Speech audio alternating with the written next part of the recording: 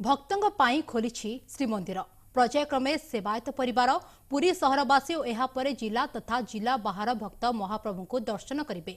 एथिपाई SOP जारी करिछि श्रीमंदिर प्रशासन।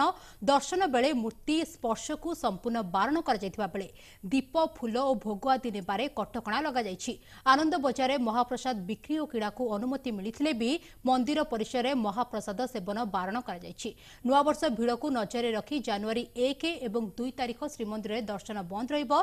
जनवरी 3 रु सर्वसाधारण दर्शन आरंभ हेबो। भक्तों पाई श्रीमंदिर भितरे और बाहर मास्क पिंधिबा बाध्यतामूलक करा जायछि। ए संपर्क में अधिक सूचना देपाई आम सह फोन लाइन रे अछंती आमर पुरी प्रतिनिधि रंजित मिश्र। रंजित चली श्रीमंदिर में कालियार दर्शन सेवायत और परिवार लोके दर्शन करुछंती 26 रे 31 जाए मध्य चलिबो पुरीवासी दर्शन। जनवरी 3 रु साधारण लोक दर्शन करि परिबे। तो केमिति चली कालियार दर्शन? हाँ संगीता गत काली भक्त भगवान मध्य मिलन घटी गत जो आप सूचना दूसरे आम दर्शकों को जे गत काली आरंभ होती दर्शन व्यवस्था किंतु प्रथम 3 दिन 23, 24, 25 3 दिन धर सेवायतों परिवार लोक दर्शन कर जानते महाप्रभु 2200 सेवायत रही 2200 सेवायत और परिवार संख्या मिथिले 10,000 हम तेणु यही 10,000 लोक सेवायत परिवार लोक ये 3 दिन भर दर्शन करेंगे। आज दर्शन व्यवस्था द्वितीय दिन रही मंगल आरती मान भोर 4 श्रीमंदिर द्वार खोलिया सेवायत परिवार महिला लोक मैंने मंदिर को जाई दर्शन करुँच कौन रेस्ट्रिक्शन रखा जाए ना जेहेतु सेवायत परिवार लोक तेणु कौन कटकड़ा लागू करा जाए ना जेकोसी सिंहद्वार हो जेकोसी द्वार प्रवेश और प्रस्थान कर प्रकार आसंता काली सेवायत परिवार को दर्शन शेष दिन रही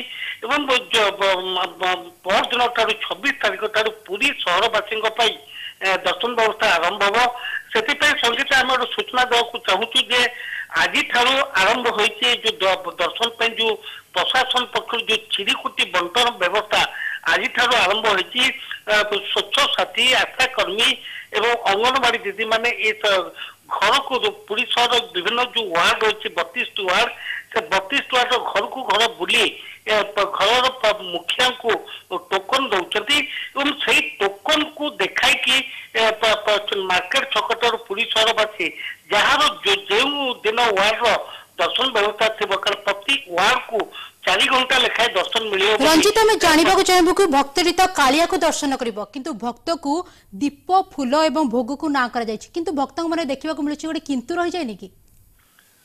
हाँ निश्चित संगीता गत काली श्रीमंदिर प्रशासन पक्ष गोटे एसओपी जारी कराई से एसओपी रही अनेक कटकणा रही भक्त माने केवल जाकि महाप्रभु को दर्शन करेंगे सहित कौन फूल तुलसी दीप ये सब जिन श्रीमंदिर भितर को नहीं पारे ना जदियो से हाथ नहीं सिंहद्वार थी जो डस्टबिन में से पखी दिज्व से अनुमति दिज्व ना श्रीमंदिर भितर को अन्य प्रकार श्रीमंदिर भितर कई दीप लगे पारे कि कौन से पार्श्व देवादेवी को टच कर छुईबे ना।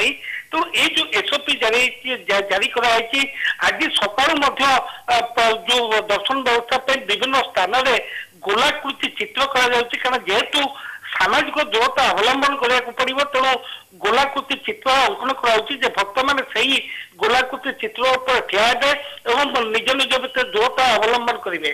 तेणु ये समस्त जो एसओपी जारी कराई श्रीमंदिर प्रशासन पक्ष एसओपी अनुजाई किपरि भक्त मैंने श्रृंखलित दर्शन करेंगे अन्यपटे कोरोना गाइडलाइन को अनुपालन करेंगे से प्रशासन गुरुत्व आरोप कर निश्चित पक्षे जो 26 तारिख पुरीवासी दर्शन करेंगे से दर्शन व्यवस्था नहीं प्रशासन पक्ष समस्त प्रस्तुति शेष होती जहाँ आउ जो गोटे रही जेहेतु 65 वर्ष ऊर्ध और 10 वर्ष कम लोक को छड़ा जीवन अनुमति ना महाप्रभु दर्शन पाई किंतु जेहेतु सेवायत परिवार वृद्ध वृद्धा गत काली जन 93 वर्षर वृद्धा दर्शन करने जाते अनेक 65 वर्ष ऊर्ध और 10 वर्ष कम सेवायत परिवार लोक जेहेतु दर्शन कर अनेक भक्त निजर असंतोष प्रकाश करछंती जदि नियम समस्त एका लागू हवा दरकार जदि सेवायत परिवार कटकणा नहीं ताले पुरीवासी पुरी बाहर लोकों कहीं निहाती भाव कोविड गाइडलाइन को मानी समस्ते भक्त दर्शन करुछंती कालिया को।